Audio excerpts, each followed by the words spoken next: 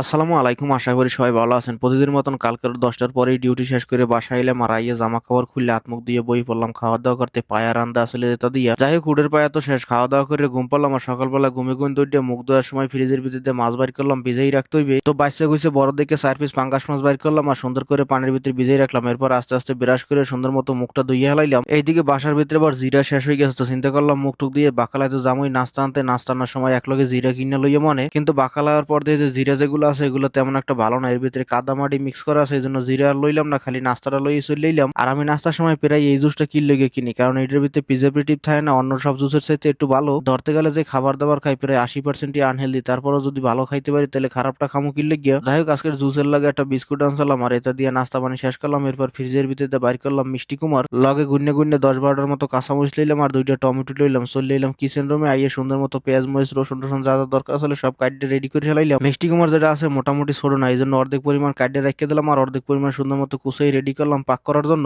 আর এদিকে পাঙ্গাস মাছ যা ভিজিয়ে রাখছিলাম এগুলো নরম হয়ে গেছে, সুন্দর মতো চাকু দিয়ে পরিষ্কার করে ফেলাইলাম উপরের চামড়াটারে। এরপর সুন্দর করে 2-3 বারের মতো ধুইয়ে লবণ দিয়ে রেখে দিলাম আর এদিকে আস্তে আস্তে শুরু করে দিলাম পাক শাকের কাজ। পেঁয়াজ মরিচ রসুন টসুন দিয়ে সুন্দর মতো কষাইতেছিলাম আর পাশে আবার কড়াইটাও বয় দিলাম মাছ ভাজি করার লগে। আর মাছ যা লবণ দিয়ে রাখছিলাম এই এবার ধুইয়ে সুন্দর মতো হলুদ দিয়ে মাখাইয়ে আস্তে আস্তে বাজার কাজ শুরু করে দিলাম। এক সাইডে মাছ ভাজিতেছে আর এক সাইডে পেঁয়াজ মরিচ কষানোর কাজ শেষ হয়ে গেছে। এদিকে সুন্দর করে